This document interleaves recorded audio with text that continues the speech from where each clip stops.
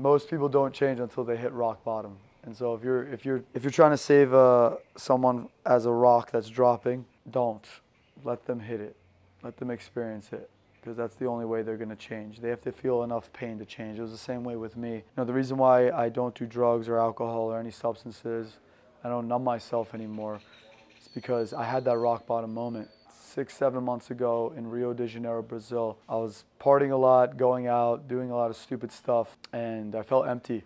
I was broken. I was around the wrong people. Everyone was, living for the moment and not really thinking about the consequences of it, including myself. And there was a night where I was in a club, I was drinking, and I was just stumbling. I just kept falling.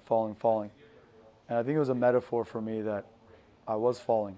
I was falling away from my purpose, falling away from, my beliefs and my values. And at that point, I was living in a favela with someone who's living that lifestyle, and you're the sum of the 5 people you spend the most time with, and I was spending a lot of time with the wrong people. After that night in the club where I couldn't get up and I was just out of it, for 2 weeks I was crippled. I couldn't get out of bed. I was super depressed. And then I have a conversation on the phone with one of my other friends, and he was like, man, you got to get out of there. I was on the beach, I was crying, I was at a crossroads. And a lot of us are on a crossroads. It's either you go with your future and your higher self, or you go with your past and your lower self.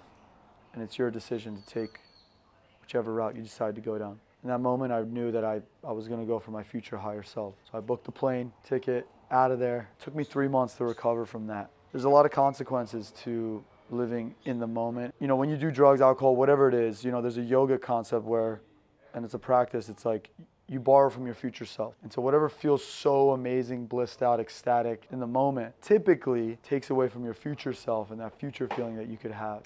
For months I couldn't feel the fire. I didn't have the desire or the hunger. Now I do. I feel it powerfully in my heart, in my body, my soul, my mind. And I know my purpose. I'm aligned in my purpose.